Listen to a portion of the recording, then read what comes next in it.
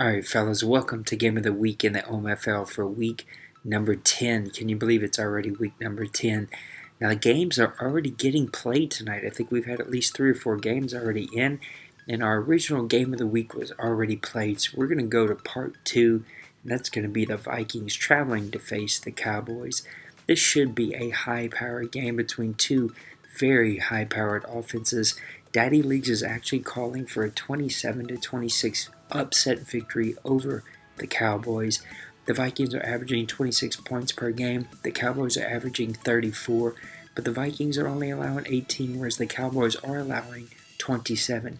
230 yards allowed in the air, 94 on the ground. 84 on the ground for the Vikings, 255.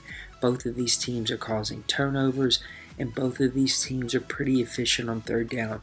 The Cowboys are actually 54% on third down, 85% on offensive red zone percentage, and 92% in defensive red zone percentage.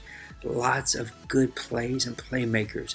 The Vikings get after the quarterback just a little bit better at 2.1 sacks per game, but they also get a few more passing yards per game, 280.5 to 267.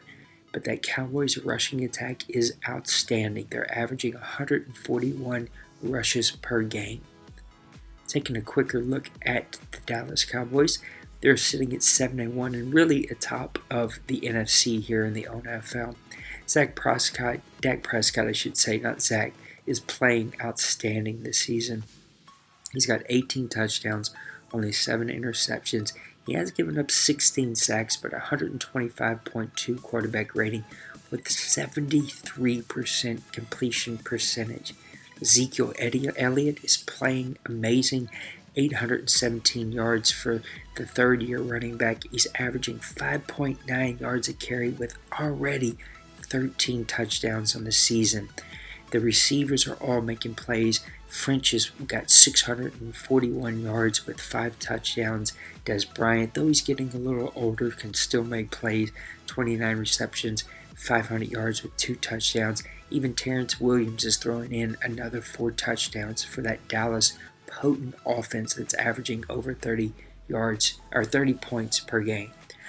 On defense, Jalen Smith is leading their team with 23 tackles. He's got 2 sacks, a forced fumble, and an interception. Brian Jones is their interception leader, tied with A.J. Klein. Can you believe A.J. Klein, the old Panthers linebacker? He's got the lead with 3 interceptions. Randy Gregory's got 4 sacks. Charles Taper's got another 3. A couple of guys with 2 there. That defense is able to fly to the ball pretty quick, but a little susceptible to allowing big plays.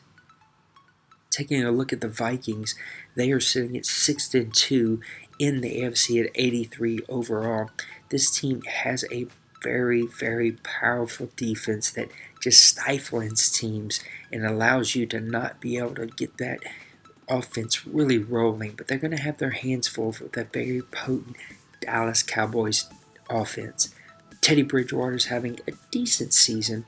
He is averaging 65% completion percentage with 2,300 yards. 11 touchdowns is nice. 11 sacks is pretty decent. But 13 interceptions seems to be his thorn in his side. Dion Lewis and Dre Archer still are looking to get that offense rolling. Both are averaging over 6 yards a carry. But because there really isn't that one guy that gets all of the carries, these yards are really spread between both of these guys. So overall, it's a pretty decent attack, just not that one guy that you can key on. This offense is about these 3 top receivers, though. Green, Cheek, and Pruitt are all playmakers. Cheek and Green have 5 and 4 touchdowns, respectively. All of these guys have a lot of receptions, a lot of yards, and are averaging over 13 yards per catch. Cheek, though, does have 10 drops to go with his 35 receptions. On defense, Brayley Rowley and Byers are leading their team. Kendricks is right behind them along with Norman in tackles. You're going to give up a lot of sacks to both Hunter, who really comes across that edge really quickly, the ex-LSU defensive end. Fitzgerald's also making plays with his 3 sacks. They also cause you to throw a lot of picks. Gruber Hill, also Matthew Byers, and Roby are all making a lot of interceptions. These three guys alone have 10 interceptions on this season already.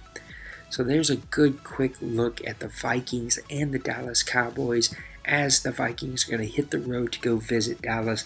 I'm going to have to go against Daddy Leach, though. I've got to take the Dallas Cowboys. I'm going to stick with the home team on this one. Just too much firepower. I think they're going to overwhelm the Minnesota Vikings defense. I think they will not give up as many sacks as what the Minnesota defense is used to getting because that offensive line is just loaded. Ezekiel Elliott is going to run wild.